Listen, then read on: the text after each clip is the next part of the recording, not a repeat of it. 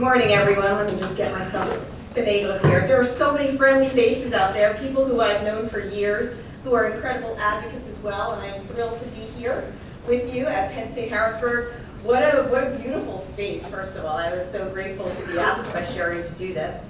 And I'm from New Jersey, so it was a beautiful ride out here yesterday. And I'm really excited to be able to speak to you today about what you're about to embark on. It's very exciting, it's very meaningful work, and it can make a huge impact and be a real model for other states as well. So thank you all for being here today. So let me just start a little bit to talk to you a bit about language and language at the intersection. A few years ago at JNCL Nicholas, for those of you who don't know, I always say this, it's a mouthful. JNCL is the Joint National Committee for Languages and the National Council for Languages and International Studies. We are the only acronym-friendly organization that decides to say the letters of our first name and sound out the letters of our second name, just to make it a little harder. Everybody can try it, JNCL Nicholas. You'll get used to it after a while. But anyway, a few years ago, we created a theme for our Language Advocacy Days event. And honestly, it has become the foundation for our continued advocacy work.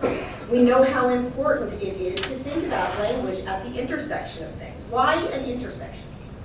An intersection is a powerful space, right? It's where ideas converge, it's where people meet, and where decisions are made about what comes next. It's also very important that as language advocates, we stand at these intersections. And we must help others, legislators, business people, educators, and of course, our students, see that language is at the intersection of every single journey. Language intersects with opportunity, it intersects with equity, it intersects with business, identity, connection, and most importantly, growth. So my question for all of you today is, where are your language intersections? And how are you helping students imagine the many possible directions that their futures may take because of multilingualism?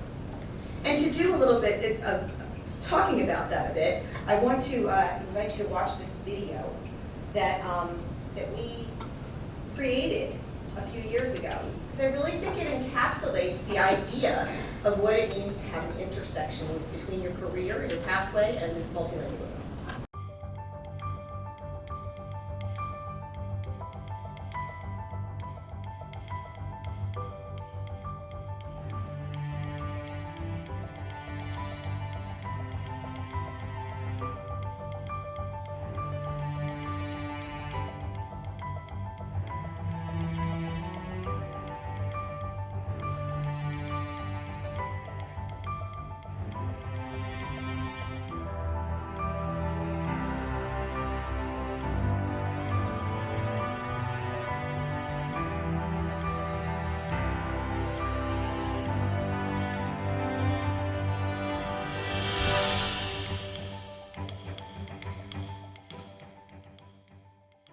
Hello, my name is Sarah Balani. I'm Dr. Jessica Chandris. My name is Dr. Jose Luis Medina Hernandez Franco Lopez Junior Diaz Cruz. And I'm the chairperson of NATISO, which is the National Association of Educational Translators. I'm Amnesty International's head of translation and language strategy.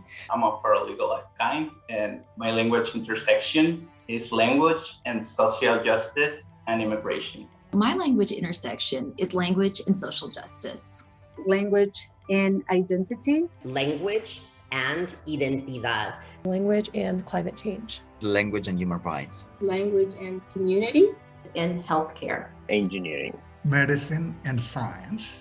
So as a linguistic anthropologist, I love studying and teaching about these aspects of broadening our minds, broadening our experiences of understanding other people's lives and our own through language and through studying language too. If we had physicians and respiratory therapists and nurses and clinical staff who spoke those languages, that could help put them at ease and make them feel like, okay, this person really understands who I am, not just medically, but as a person, and understands my culture. The foreman on site is only monolingual, and I'm helping this foreman because he or she is not, it's really hard for them to communicate with the other workers, because they know and they realize then they can do better, quicker, and cheaper job if they speak both languages. My bilingual background is actually what sparked creating my nonprofit because when I was in middle school, I went to Iran, which is my parents' home country. And while I was there, I was struck by the fact that my relatives knew nothing about climate change, despite the fact temperatures in the Middle East are rising more than twice the global average.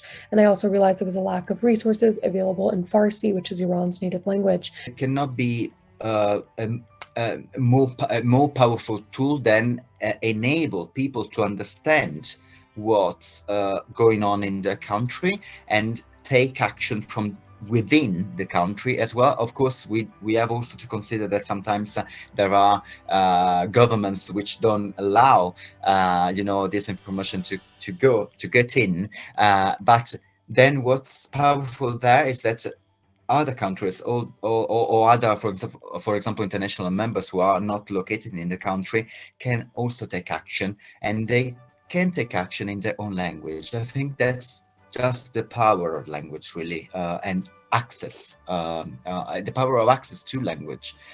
Language is at the intersection of every opportunity we have to advance as a country and as global citizens. As language advocates, it is our responsibility to preserve languages as they encode cultures and perspectives.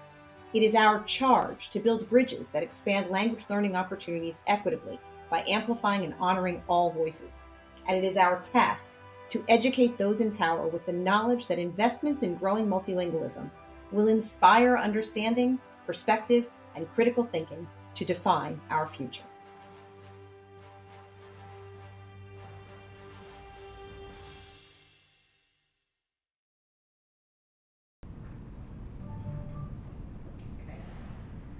So the video that you just saw is living proof of what we do as educators, as advocates, and as language professionals. And it's not only essential, but it's central to our world's growth.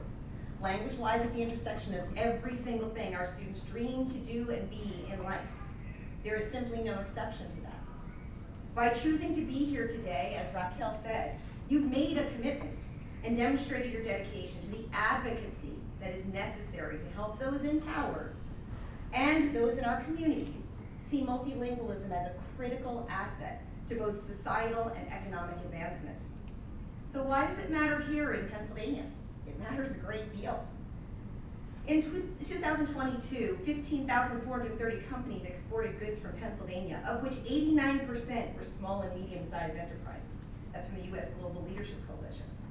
Pennsylvania is globally connected through exports, through innovation, through education, and through its own cultural diversity. In 2023 alone, the state exported nearly $53 billion in goods. And this means that multilingualism isn't optional. It's fundamental to how we do business, to how we deliver services, how we work in communities together and relate to each other, and how we grow our economy. And that's the message that we need to indicate and share and educate others with, who are here and those who are beyond our group today, and of course across the nation.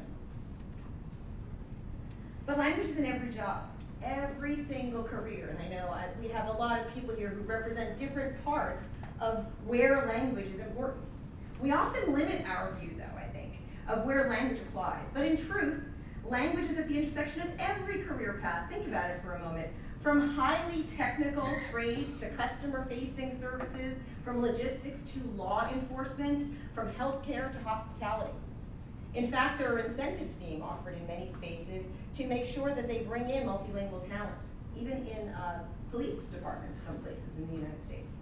This isn't just about international business or global diplomacy. It's about a mechanic communicating with a diverse customer base. It's about a manufacturing line leader giving safety instructions to multilingual teams. It's a 911 operator calming a caller in their native language.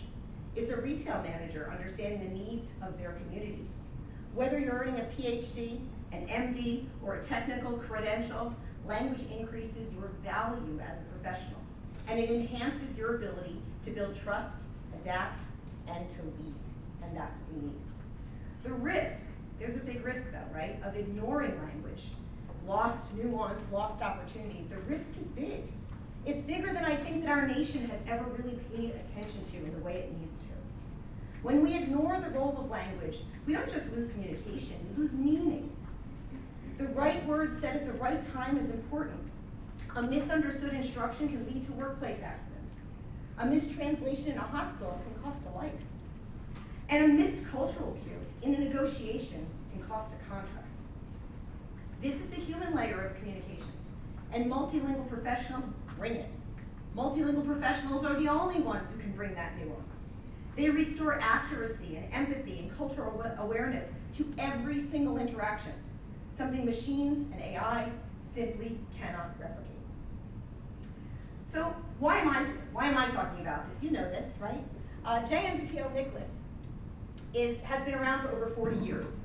Our work for the last over 40 years has been the same.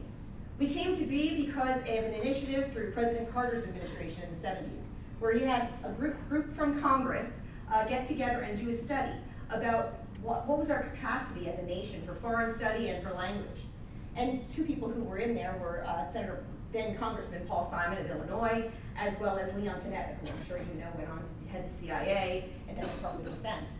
Well, a part of that commission report said that there needed to be an ongoing Washington, D.C. presence to support the capacity of our nation to function in language, in multilingual settings. And so that's how J.N. Steele Nicholas was born. And J.N. Steele Nicholas works both with federal legislators as well as with all of our advocates, all of you certainly, and all of our advocates across the nation. We do trainings to help our advocates feel empowered. We make sure that their stories are told locally and in states, and certainly at the federal level. And so what you see here in front of you are our most salient policies right now, pieces of legislation that we are focusing on. The first, you'll see the two on the left side there, are the two pieces of legislation that we have now had reintroduced in this Congress. For those of you who don't know the workings of Congress, which is a funny thing to know these days, frankly, it's always challenging, right? When you have a new Congress, even legislation that was introduced the last Congress needs to be reintroduced. So these two pieces of legislation had been introduced in the previous Congress, but they're pieces of legislation that we helped to develop and that we helped to write, really, along with our colleagues in the Congress, to really make sure that it addresses our needs. The World LEAP Act, HR 1572, you can sing it to Les Miserables, HR 1572, whatever. Just remember it, it's important. Creates a multi-year competitive grant program. This would be the only K through 12 grant-based language funding that would exist in the Department of Education if it were to pass. It's extremely important. Many of you remember the FLAP grants. Does anybody here remember FLAP grants, the Foreign Language Assistance Programs grants, that started some of the most important K through 12 dual language and world language programs in the nation across all different programs. Since that was cut 14 years ago, there has been no language education funding, K through 12, in the Department of Education, period. So this is an opportunity to bring that back.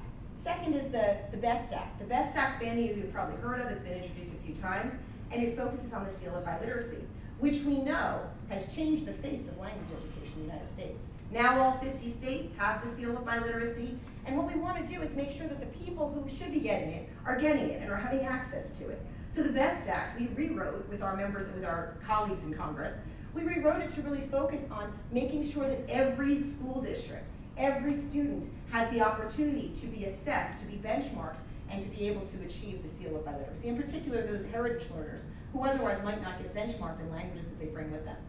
So those are two. The other three pieces on the other side, I certainly want to draw your attention to. The Paul Simon Study Abroad Act, named for our dear friend, the late Senator Paul Simon. The Language Data Enhancement Act, which, by the way, again, the Department of Education has never collected any data on language education, K through 12 in the United States. It's never been a requirement. The only places where it's required are when you have Title III funding, or higher ed, some of the Title VI funding, but that's it. So the Data Enhancement Act presented by Senator Wyden really would make a huge difference. So why do all of these things matter? Why do we care that all of these have to happen? Because it's a collaborative approach.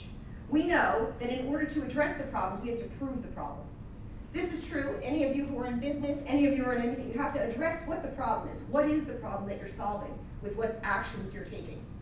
So the problem we're solving is our nation's language capacity, our ability to compete economically and globally in order to make a difference and to succeed. And so that data collection, that piece about the Data Enhancement Act, would help us prove that issue.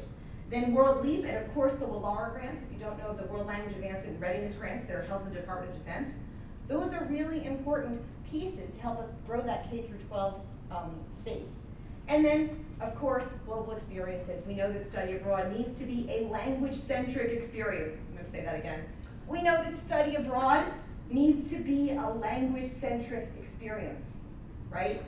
And I slow down to say that because I've seen more and more where there's a lot of study abroad programs that are not designed to focus on language. And we know in that Paul Simon Study Abroad Act, originally it was introduced without anything that prioritized language-based study abroad.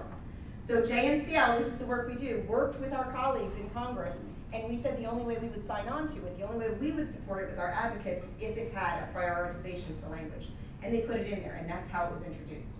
And so the last piece, of course, is credentialing and recognition. And that's a lot of what I think you're going to talk about today and the type of information that we need to consider as we move forward building our roadmaps.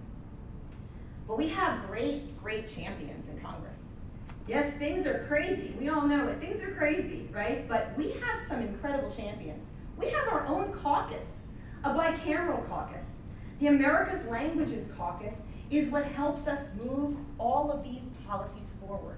They are a group of members of Congress who care about these issues. And I'm thrilled to say that it's bipartisan in both the House and in the Senate. And you'll see obviously Leon Panetta's son, Jimmy Panetta, as well as Representative Jen Higgins, who came on this past year from Virginia. She's a Republican from Virginia. And then of course in the US Senate, we've got Senator Brian Schatz and Senator Shelley Moore Capito. What I want to say about Jen Higgins, so how many of you got a chance to hear Jen Higgins speak in March in Washington, D.C.? Yes, I see a few of you were here. Well, it was pretty dynamic. She got up and she was able to talk about being a fighter pilot, about being a nurse, about all of the different, about teaching English in Japan, and about what her children are doing now. All of her perspectives are perspectives that we need everyone across the aisle to understand. And remember that JNCL is a nonpartisan organization. Our work is to make sure that everyone understands that multilingualism is essential. And language education is a nonpartisan issue as well. And that's something I think we need to keep remembering. But Jen Higgins did something fascinating. She and Jimmy Panetta worked together, and this year we knew that getting World Leap reintroduced was going to be a challenge. If it, was, and it's bipartisan. But last time, Representative Panetta introduced it, and they worked together and decided she would take the lead this year. So she introduced it into Congress this year to make sure that it had more of a chance to get the bipartisan support that we need. And so we're grateful for their support. So let me tell you about our signature event. I know many of you have had the chance to attend Language Advocacy Days. Would you raise your hand if you've attended Language Advocacy Days ever? Okay, so everybody stop and look around the room whose hands are up. Keep them up. You need to talk to these people today at some point. You need to have a conversation with one of these people. Because Language Advocacy Days is our signature event in Washington. But more importantly, it is your opportunity to share your story, to share your voice, and to get a chance to go up to Capitol Hill and meet with your members of Congress and tell them why this matters. And I invite those of you who are business members to join us for that as well. Because we need every voice. We need the perspectives that come from beyond education as well.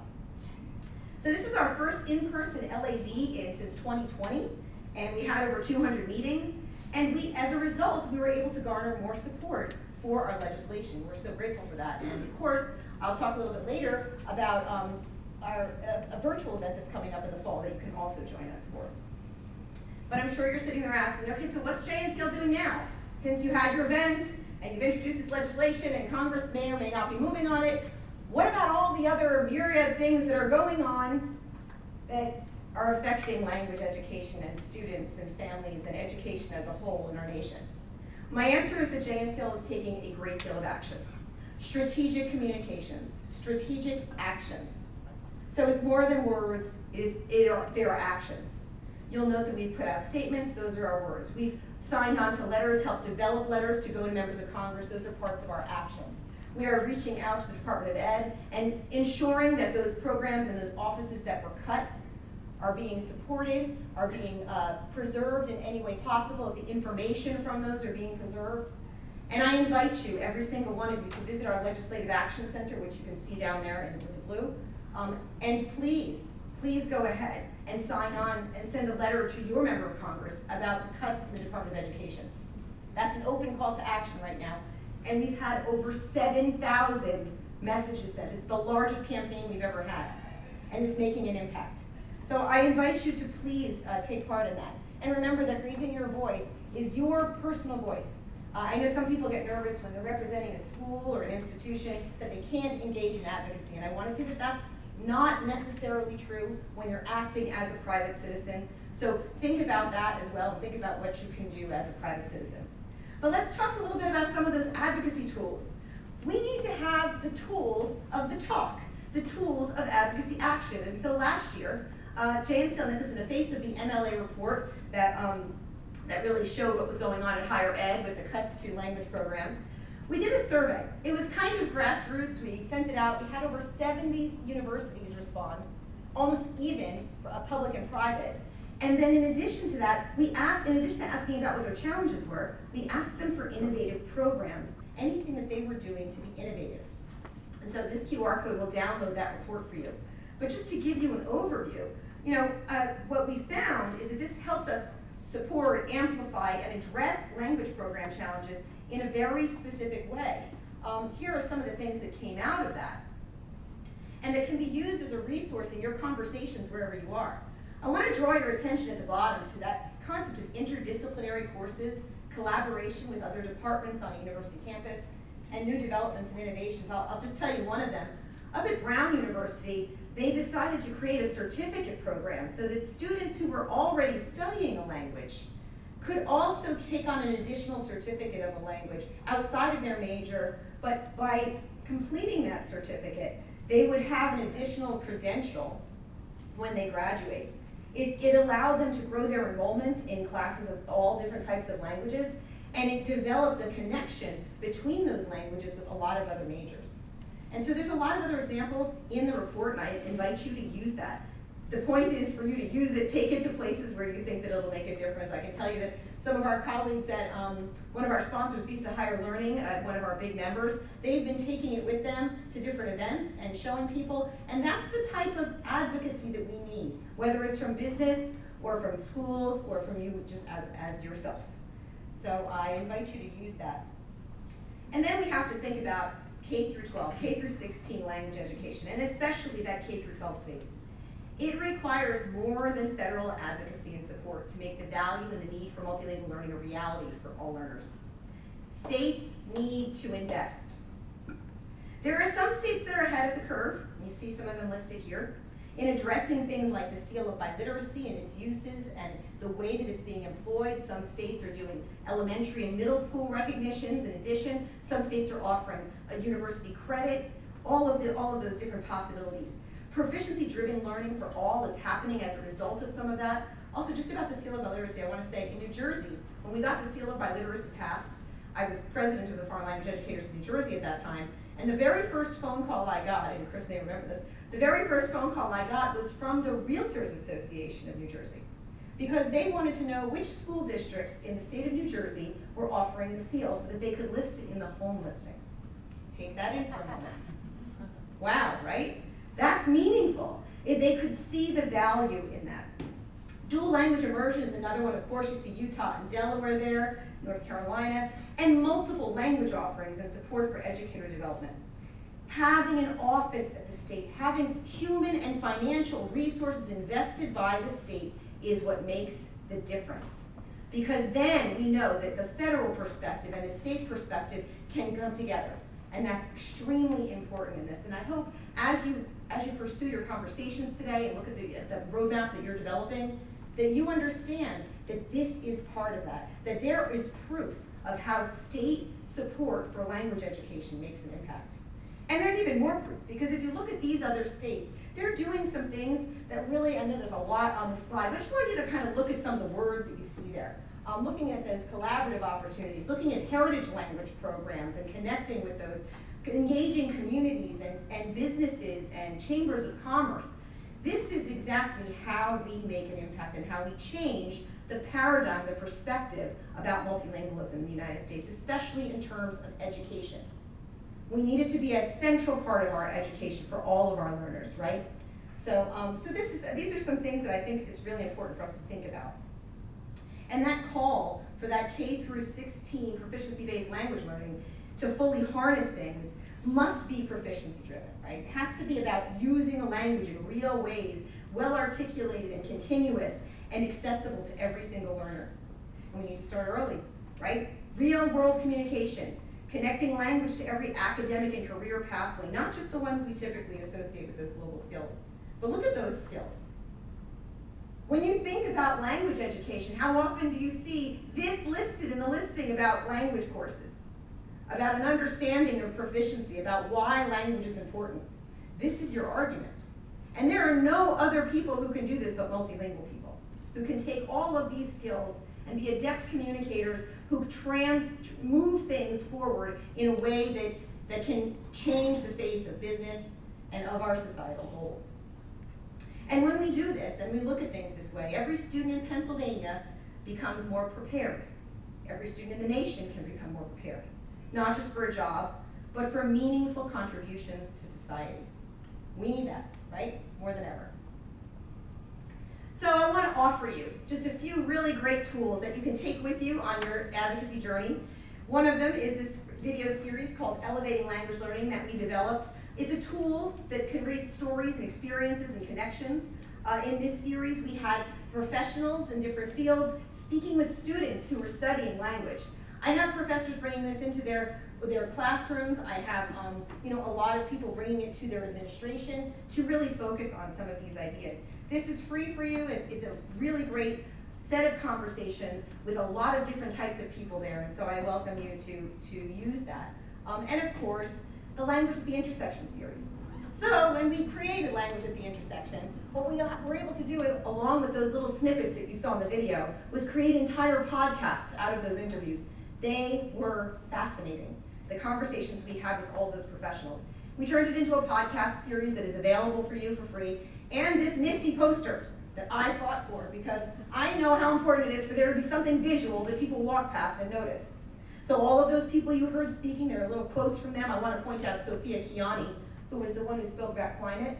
When we interviewed her several years ago for this, she was a student. She was just starting her college career. She is now a UN representative and doing a great deal of work internationally on all different types of sustainability and climate change. So, really just the way that we're able to capture stories like this can make a difference. And I also want to note, when you download this poster, sure, hang it in your language classroom. I'd like to see it in your career office, in your admissions offices.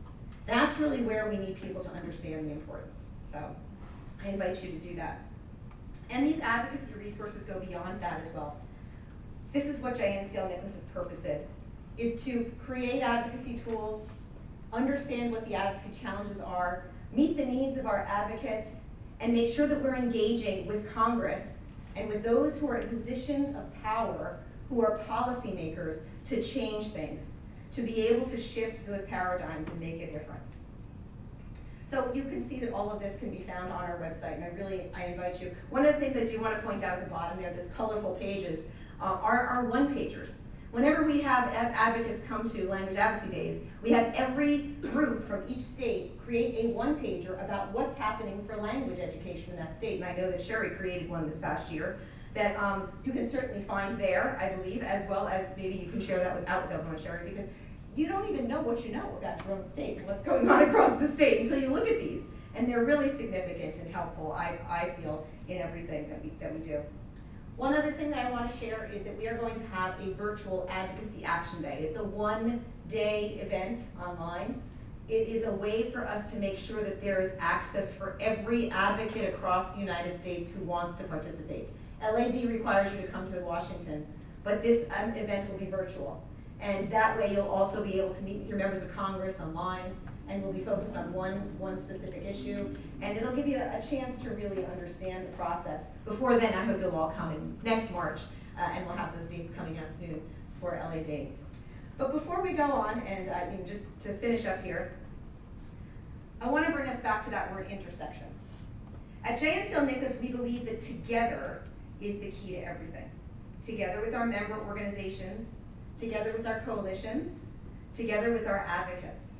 and even and especially their students. And those of you who were at LAD this year, we had over 20 students there talking about their experiences and why they cared to come to Washington to meet with their members of Congress about this.